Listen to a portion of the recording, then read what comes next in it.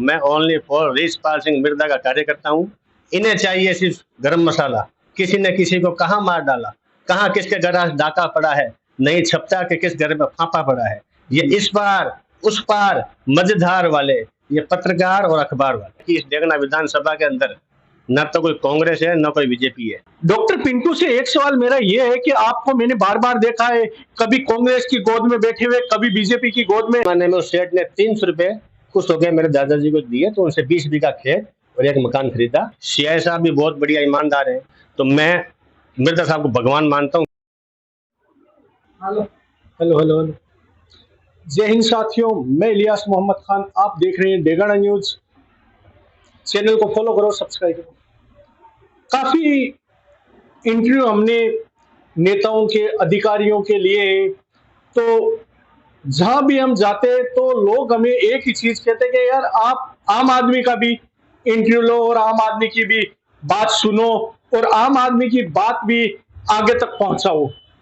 तो हमने काफी सर्च मारा, काफी कोशिश की, लोगों से बात की, काफी कुछ जानने की कोशिश की। तो मैंने सोचा कि क्यों ना हम डेगाना के जो प्रॉपर मूल निवासी है उनका नहीं इंटरव्यू लेकर, जो यहाँ पर बाहर से आए हुए हैं और डेगाना की जनता को समझा, यहाँ डेगाना में आके यहाँ के मूल निवासी बने हैं, उनसे ही बात क्यों नहीं कर लेते।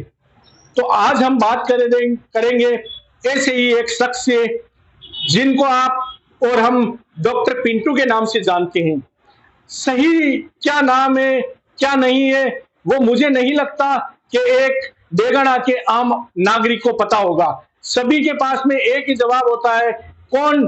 तो डॉक्टर पिंटू। तो सबसे पहले तो डॉक्टर पिंटू का डेगाना न्यूज टीम में बहुत बहुत इस्तकबाल करते हैं, स्वागत करते हैं। सबसे पहले तो इलियास खान जी, आपका बहुत बहुत स्वागत है। आप पत्रकारिता के अंदर इतने ऊपर तक जा चुके हो, सब जगह मोबाइल खोलते हैं पहले और कोई न्यूज देखते हैं तो पहले सबसे पहले आपका चैनल आता है। धन्यवाद सर। तो हम क्यों नहीं डॉक्टर पिंटू के जीवन परिचय के बारे में जान लेते हैं। क्या इनका नाम है, कहां से ये बिलोंग करते हैं, डेगाना के ये अब निवासी हो चुके हैं, क्या इनकी आगे की सोच है, कौन सी राजनीतिक पार्टियों से ये जुड़े हुए हैं, कौन से राजनेता के पास में इनके जो मिलने का वक्त है वो है, और इनके अलावा ही इनसे पूछते हैं कि डेगाना के प्रशासन के बारे में, डेगाना की व्यवस्थाओं के बारे में, क्या कुछ आपको आकर डेगाना में अच्छा लगा, क्या कुछ आपको डेगाना में बुराई लगी, ये सब चीजों के सवाल हम इनसे ही जानेंगे। तो सबसे पहले डॉक्टर पिंटू जी, आप अपना सबसे पहले तो हमें परिचय दीजिए। आप कहाँ से हो, आपने क्या किया है, क्या नहीं किया, डेगाना आए हुए कितने साल हो गए और अब आप डेगाना के नागरिक बन चुके हो, इनके बारे में सबसे पहले आप हमें थोड़ा सा विस्तार से बताइए। सबसे पहले तो मैं आपको एक बात बता दूं कि मेरे अंदर एक 4 लाइन है आपके लिए जी बताइए। कि किसी को गिराते किसी को उठाते, ये क्या कर रहे हैं ना ये खुद जान पाते। ये इस पार रह करके भी उस पार वाले, ये पत्रकार अखबार वाले, सच्चाई के ये सब जानते हैं पर सफाई को सबसे अधिक मानते हैं। प्रजातंत्र के ये सजग पैरू हैं, किसी के नहीं पर ये सबके हुए हैं। इन्हें चाहिए सिर्फ गरम मसाला। किसी ने किसी को कहाँ मार डाला, कहाँ किसके घर आज डाका पड़ा है, नहीं छपता कि किस घर में फांपा पड़ा है। ये इस पार उस पार मझधार वाले, ये पत्रकार और अखबार वाले।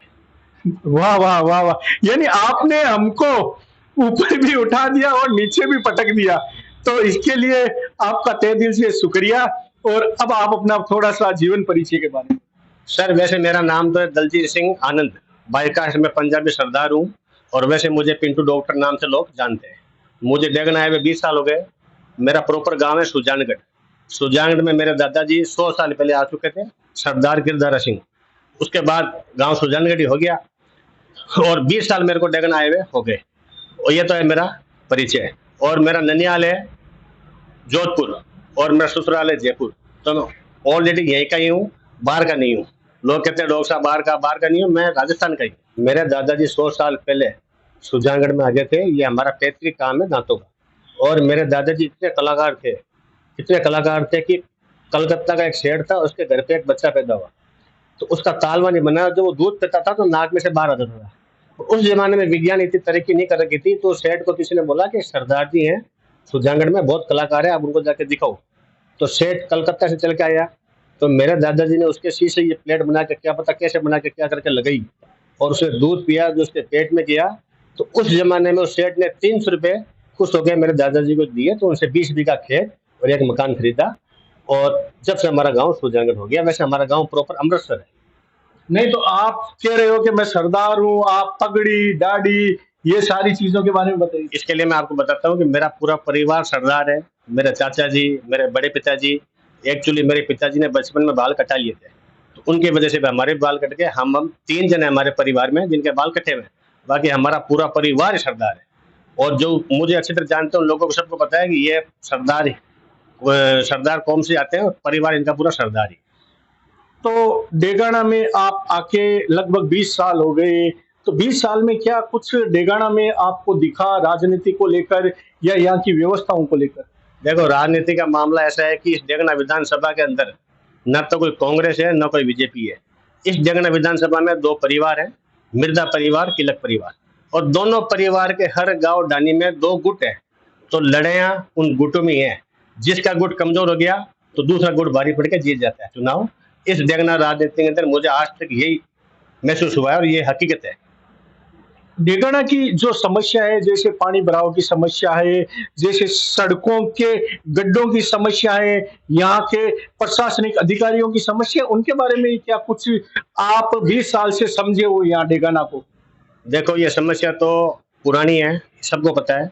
पानी निकाल की सुविधा नहीं है क्योंकि रेलवे की लाइन आ गई, उधर रेलवे की बाउंड्री आ गई।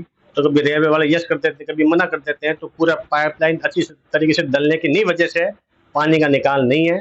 और रही बात प्रशासन की, तो सबसे बढ़िया अभी प्रशासन अभी डेगना के अंदर है। एचएम साहब भी बढ़िया हैं, तहसीलदार भी बढ़िया हैं, सीआई साहब भी बहुत बढ़िया ईमानदार हैं, सीओ साहब भी बढ़िया हैं। तो मैं अजय सिंह जी को धन्यवाद देता हूँ कि इन्होंने बहुत बढ़िया अधिकारी डेगना में लगा रखे हैं। तो आपको नहीं लगता कि अजय सिंह जो किलक है अभी जो डेगाना में जिस प्रकार से विकास कार्य को लेकर बात कर रहे हैं, जैसे हॉस्पिटल है या नाला जो समस्या थी नाला निर्माण को लेकर, वैसी समस्याओं को ये जड़ से खत्म कर रहे हैं, उसको लेकर आपके क्या कुछ विचार हैं? उसके लिए देखो, अभी हॉस्पिटल का निर्माण वहाँ चल रहा है और नाले के लिए अभी वापस आज रास्ता बंद कर दिया गया है, नीचे और वापस अंडरग्राउंड नाले डल रहा है। और काम में विकास में टाइम तो लगता है, धीरे धीरे बरसात के टाइम इन्होंने चालू किया। दिक्कत ये होगी, इनको पहले करना चाहिए था, लेकिन कई समस्या होती है, जैसे बजट की कोई समस्या और रह जाती है, पर धीरे धीरे कर देंगे, कोई दिक्कत वाली बात नहीं है। डॉक्टर पिंटू से एक सवाल मेरा ये है कि आपको मैंने बार बार देखा है, कभी कांग्रेस की गोद में बैठे हुए, कभी बीजेपी की गोद में, जैसे ये कि मैंने आपको देखा है कि आप रिचपाल सिंह मिर्दा की गाड़ी में बैठे रहते थे और शिव देशवाल उनके साथ में भी देखा है। तो क्या कुछ आपको मैं मानूं कि कांग्रेस ही मानूं या बीजेपी का मानूं? देखो सर, न तो मैं कांग्रेसी हूँ, न मैं बीजेपी हूँ। मैं ओनली फॉर रिचपाल सिंह मिर्दा का कार्यकर्ता हूँ।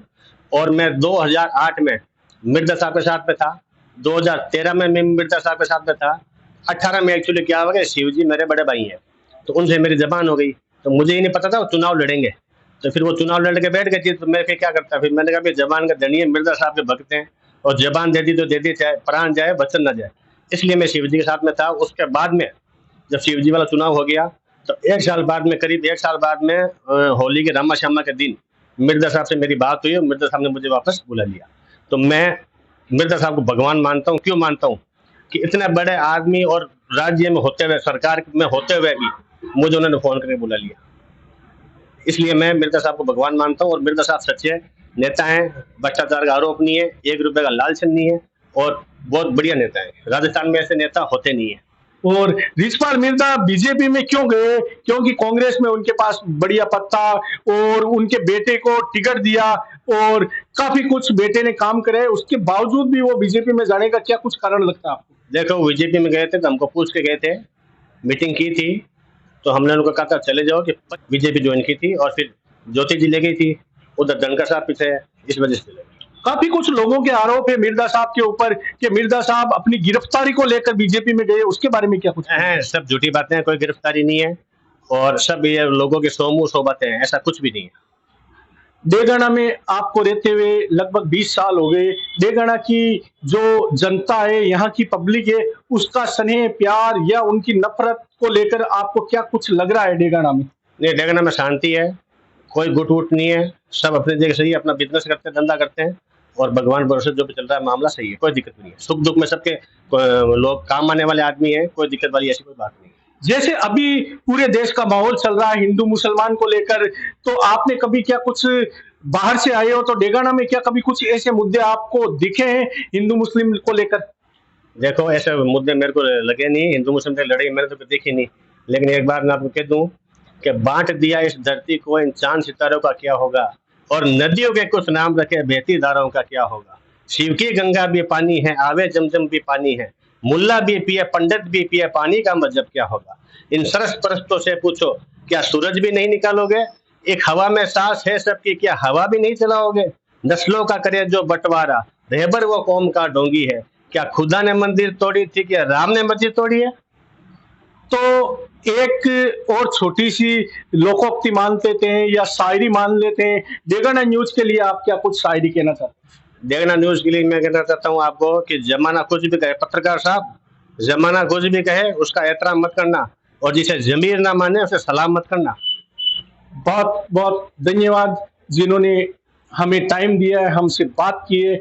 आप देख रहे हैं डेगाना न्यूज, कैमरामैन देवांशु के साथ में मैं इलियास मोहम्मद खान।